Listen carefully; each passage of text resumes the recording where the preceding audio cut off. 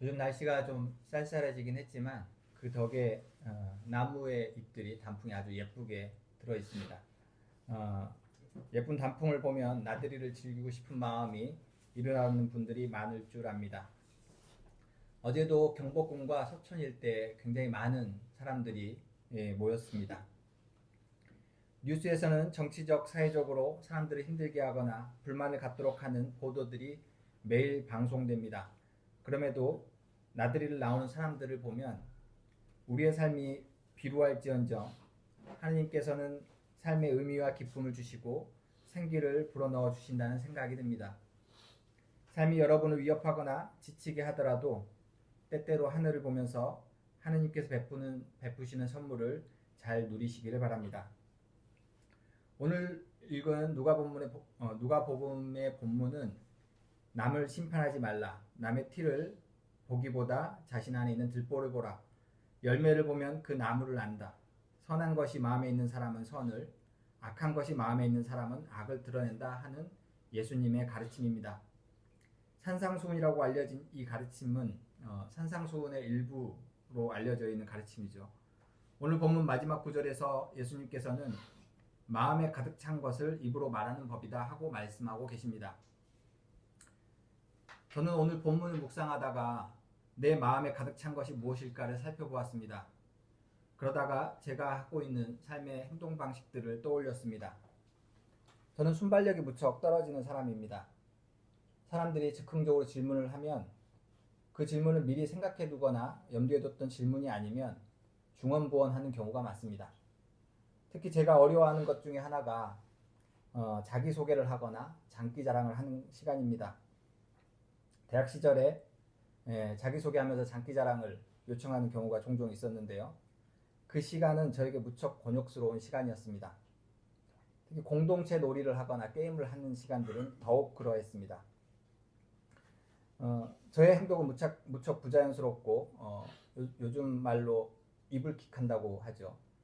그때의 기억을 떠올리면 딱 제 기분이 그런 기분입니다. 부끄럽고 지우고 싶다는 생각이 들 정도로 어색하게 행동했던 일들이 많았던 것 같습니다. 그래도 경험이 쌓이다 보면 나름 노하우도 생겨서 한 두세 개 정도의 레퍼토리를 가지고 하나씩 꺼냈던 기억이 납니다. 그러나 여전히 저에게는 그런 자리가 마음의 부담으로 남습니다. 저의 순발력에 대한 일화가 있는데 제가 선교단체에서 실무자로 일할 때였습니다. 대학교 동아리 활동을 하는 학원 선교단체에서 일을 할 때였는데 하루는 학생들이 MT를 갔습니다. 제가 지지방문을 가게 됐죠. 학생들이 한참 술게임을 즐기고 있었는데 저는 인사도 하기 전에 그 게임에 합류하게 되었습니다. 그리고 내리 5판을 치고 벌주를 마셨더니 인사도 제대로 하지 못하고 취하고 집에 들어왔던 기억이 납니다. 처음 하는 게임이기도 했고 관계의 유연성이 부족한 사람이라 되게 무척 곤욕스러웠던 기억이 있습니다. 사람을 많이 상대해야 하는 일인데 그런 일을 하기에는 적절치 않다라는 생각도 했었던 것 같습니다. 설교를 준비하면서 저의 유연하지 않은 모습들을 살펴보게 되었습니다. 기억을 살피다가 저를 괴롭히고 있던 기억 하나를 끄집어낼 수 있었습니다. 이것은 고등학교 때 있었던 일입니다. 제가 다니던 학교는 도시 외곽에 자리하고 있어서 스쿨버스를 이용해서 통학을 해야 하는 학교였습니다. 그 벌교나 보성 지역을 가보신 분들은 그 도로를 지나가기 위해서는 순천을 지나야 하는데 순천만과 보성으로 갈리는 그 갈림길이 있는 것을 기억하실 수도 있을 것입니다. 제가 살던 곳이 그 지역이었고 제가 다니던 10대 때는 지금부터 25년 전이니까 당시엔 순천만이 그렇게 많이 알려지지도 않았고 보성의 녹차밭이 조금 알려졌던 시기였습니다. 그때 사람들은 순천이라는 도시를 그냥 지나치듯이 방문했던 시기였습니다. 제가 학교를 다니던 당시에도 그 당시에 이제 산업용 도로가 새로 지어졌던 때였는데 양갈래로 논이 펼쳐진 가운데 산업용 도로가 좀 크게 드러나 있고 그 도로 한쪽에 스쿨버스를 탈 수 있는 버스 정거장이 있다고 생각하시면 됩니다. 벌판을 가로지르는 도로 한쪽에 정거장만 덜렁 있는 그런 장면을 연상하시면 그 그때 풍경을 여러분이 상상하실 수 있을 것입니다. 당시에 저는 지금도 그렇긴 하지만 되게 내성적인 성격 탓에 친하지 않는 사람과 한 자리에 같이 있는 것을 불편해합니다. 당시에는 몹시 그러했습니다. 어느 날 같은 학년의 한 학생이 그 버스 정거장에서 먼저 버스를 기다리고 있었습니다. 이제 학교가 그렇게 크지 않아서 오가면서 얼굴을 몇 번 마주치긴 했지만 인사 한 번 나눈 적이 없었고 대화 한 번 나눈 적이 없던 친구였습니다. 저는 그 자리에 그 친구가 나란히 버스를 기다리는 것이 어색해서 좀 거리를 두고 버스를 기다리고 있었습니다. 그 도로는 산업용 도로라 크기는 넓지만 이용하는 차량이 많지 않던 도로였습니다. 그날 사고가 발생했는데 도로를 지나던 화물차가 문제가 생겼는지 제동을 걸지 못하고 신호를 그냥 지나치고 결국은 그 버스 정류장을 덮친 것입니다.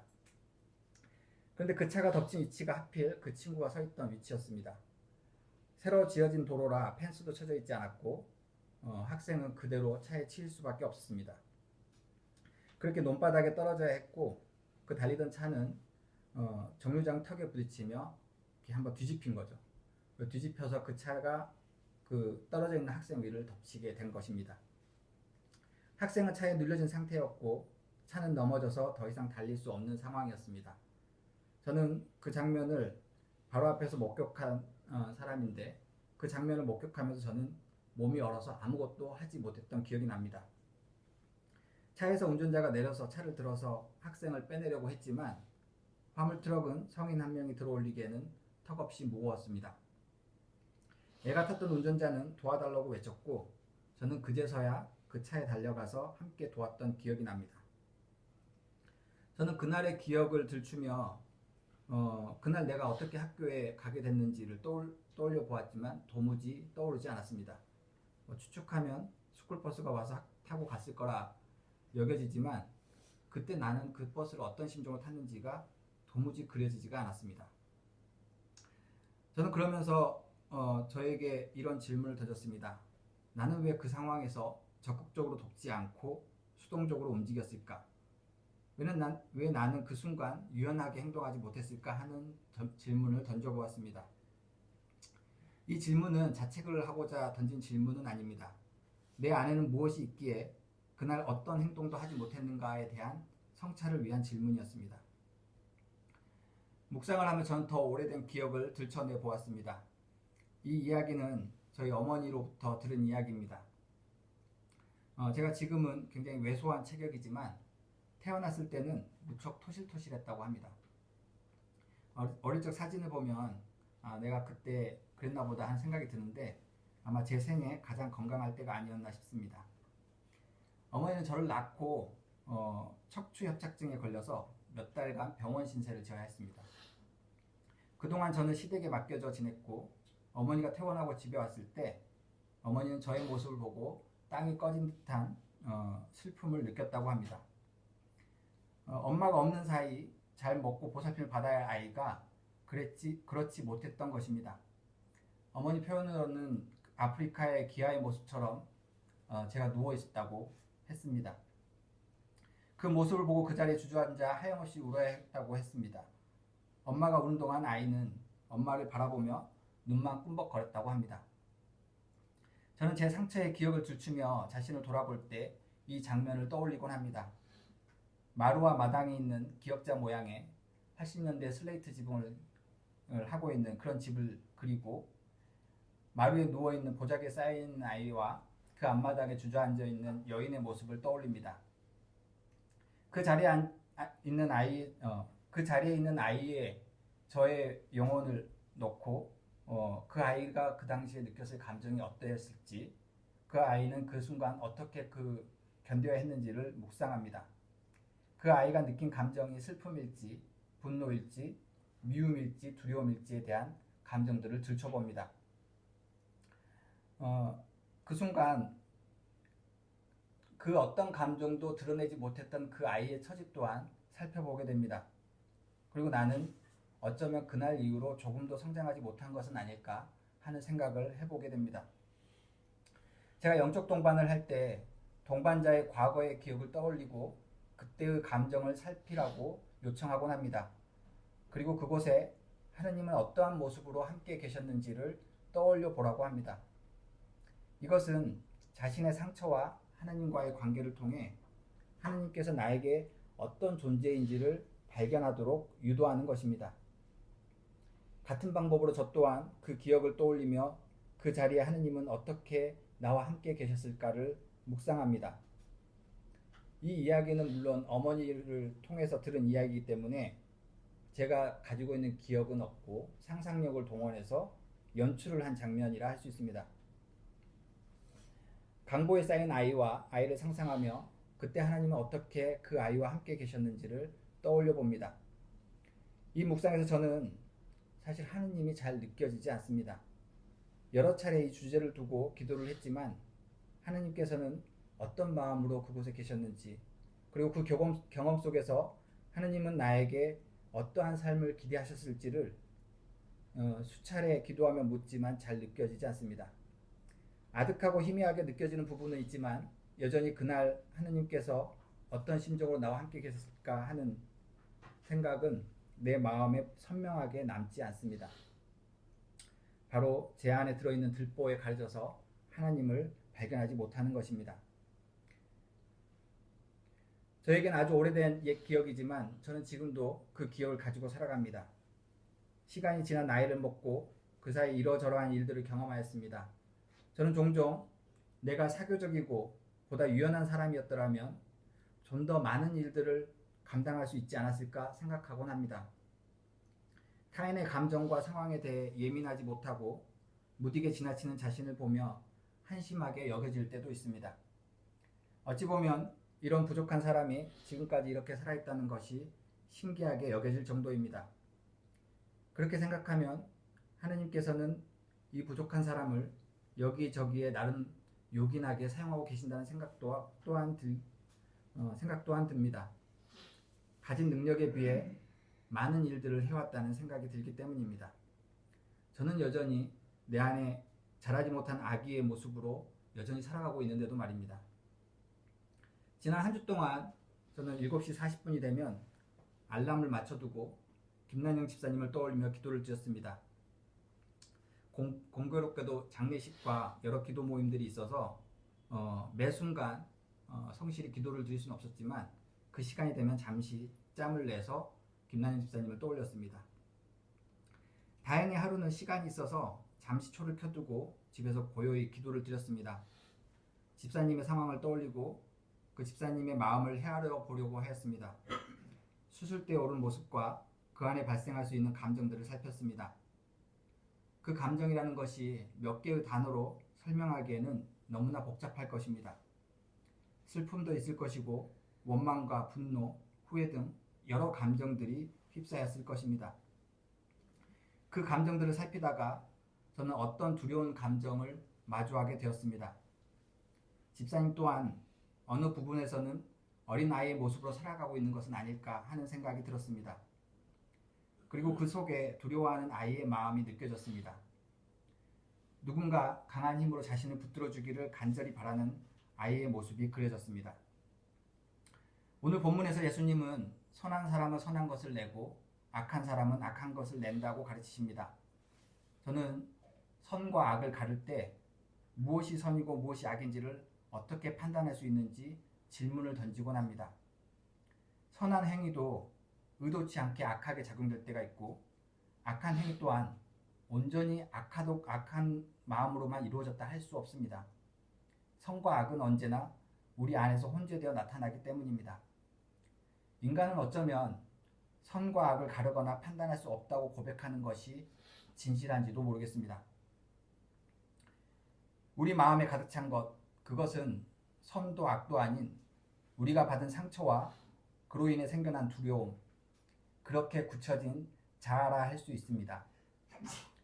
토머스 머튼은 이를 거짓 자아라고 이야기합니다. 거짓 자아는 본래 태생 때 태어날 때부터 가져진 자아가 아니라 살아가면서 형성되어진 자아입니다. 상처받기 이전 태어났을 때 본래 가졌던 순수한 영혼, 하나님께서 직접 지으신 모습, 토머스 머튼은 그것을 참 자아라고 이야기합니다. 사람들이 자아라고 생각하는 것은 오히려 자신의 본 모습을 가리고 있는 거짓이라는 것입니다. 이 거짓 자아를 버리고 본래의 참 자아를 되찾는 것이 우리가 가야 할 길입니다. 토마스 머튼은 강한 규율을 따르는 트라피스트 수도의 수사였습니다. 그는 후배 수사들에게 이렇게 말을 전합니다. 여러분이 만일 하느님을 사랑한다면 마음을 다하여 사랑해야 합니다. 그러나 우리에게는 그 마음이 없습니다. 우리는 그 마음을 잃어버렸습니다. 그러므로 영적 삶의 첫걸음은 우리가 들여야 할 그 마음을 되찾는 일입니다. 우리가 하느님을 가까이 하고자 한다면 우리가 먼저 해야 할 일은 잃어버린 마음을 되찾는 일입니다. 그 일은 우리의 뒤틀린 거짓 자아를 직면하는 일이기도 합니다. 우리가 예수를 그리스도라고 고백하고 나의 죄를 회개한다고 하고 세례를 받고 새롭게 거듭난다고 한다는 것은 그동안의 거짓 자아를 벗고 내 참 자아를 발견하는 길입니다. 참 자아란 하나님의 호흡으로 만들어진 자아를 말합니다. 하나님이 인간에게 불어넣은 숨은 히브리어로 루아흐라고 하는데 바람, 생명, 숨을 뜻하지만 하느님의 영을 뜻하는 단어로도 사용되었습니다. 헬라어로 번역된 푸뉴마 또한 성령을 뜻하는 단어이기도 합니다. 인간의 본래 모습은 하나님의 모습을 따라 신성하고 선한 존재로 만들어졌음을 성경은 기록하고 있습니다. 기도라는 것이 하나님과의 대화라고도 하고 하나님의 말씀을 경청하는 것이라고도 합니다. 영적 동반 때 기도 후에 저는 동반자에게 하느님께서 무엇을 이야기하는지 묻곤 합니다. 대체로 많은 사람들이 이 질문을 어려워합니다. 분명한 언어로 들려주시지 않기 때문입니다. 그러면 저는 이렇게 다시 묻습니다. 자신의 마음을 채우는 것이 무엇입니까? 우리는 살아가면서 접하는 많은 질문 속에서 분별을 하고 선택을 해야 합니다. 그러나 무엇을 선택해야 할지, 그것이 옳은 것인지 판단이 쉽지 않습니다. 우리가 기도하면서 침묵을 하고 내면을 살피는 이유는 합리적인 답을 찾기 위함이라기보다는 내면 깊은 곳에서 차오르는 어떤 든든함을 찾기 위함입니다. 거짓 자아를 죽이고 내면 깊은 곳에 자리한 참 자아의 소리를 듣는 것입니다. 교사들의 스승이라고 불리는 파커 팔머는 이를 내면의 스승이라고 했습니다. 내 안에 자리하는 하느님의 영을 살피며 나와 함께 하시는 하느님의 음성에 귀를 기울이는 것입니다. 저는 기도를 통해 결단이 선 사람들에게 높아심에 다음과 같은 요청을 합니다. 기도의 결단이 선 그 내용을 하느님께 다시 물어보라는 것입니다. 하느님, 내가 찾은 이 응답이 진정 당신이 원하는 것입니까? 우리는 명확히 알 수는 없지만 그것이 하느님 뜻에 가깝다면 우리 안에는 무엇도 위협하지 못하는 평안이 자리하게 됩니다. 지금은 퇴직한 청파교회 김기성 목사는 이것을 내면의 든든함이라고 이야기합니다. 저는 어제 떼제의 다니엘 수사와 경복궁을 걸으며 2시간 정도 이야기를 나누었습니다. 지난 6주간 우크라이나에 가서 전쟁의 위협을 받는 그 시민들과 함께 6주간 기도 생활을 하고 한국으로 돌아왔습니다. 그 경험과 소감을 어제 함께 나눌 수 있었습니다. 그 안에는 미래에 대한 우려들이 있었고 무엇보다 전쟁이 끝난다 해도 그들이 겪은 상처가 이후 어떤 폭력으로 나타날지에 대한 걱정이 있었습니다. 전쟁으로 사상자가 발생하지 않은 가정이 없고 희망을 구하지만 상실에 대한 슬픔은 해소되지 못하고 계속 쌓이고 있었습니다. 그렇게 상처 입은 사람들은 술이나 마약 등 자신의 아픔을 잊게 할 것들을 찾고 그렇게 남은 가정마저 무너지고 있었습니다. 안타깝게도 대부분의 민족이 전쟁의 상처를 안고 살아갑니다. 시간이 지나면 그런 상처들이 사라질 법도 한데 전쟁의 아픔은 세대를 거슬러 전존하고 그렇게 폭력은 대물림되며 반복되고 있습니다. 하나님께서 만드신 우리의 본래 모습이 잊혀지는 것입니다. 우리 안에 들보가 차오르는 것입니다. 우리의 마음에 가득 찬 것, 그것은 선도 악도 아닌 상처이겠다 싶습니다. 우리가 구할 것은 그 상처가 치유되고 하느님의 선한 모습을 찾는 것에 있습니다. 더욱 기도해야 할 까닭이 바로 여기에 있습니다. 나의 이성적이고 합리적인 판단이 아닌 내면 깊은 곳에 자리한 하느님께서 우리에게 주시는 든든함을 찾아야 하는 것입니다. 내 안의 상처들을 치유하고 든든한 내면을 안고 살기 위해 함께 기도하고 협력하는 우리 모두가 되기를 소망합니다.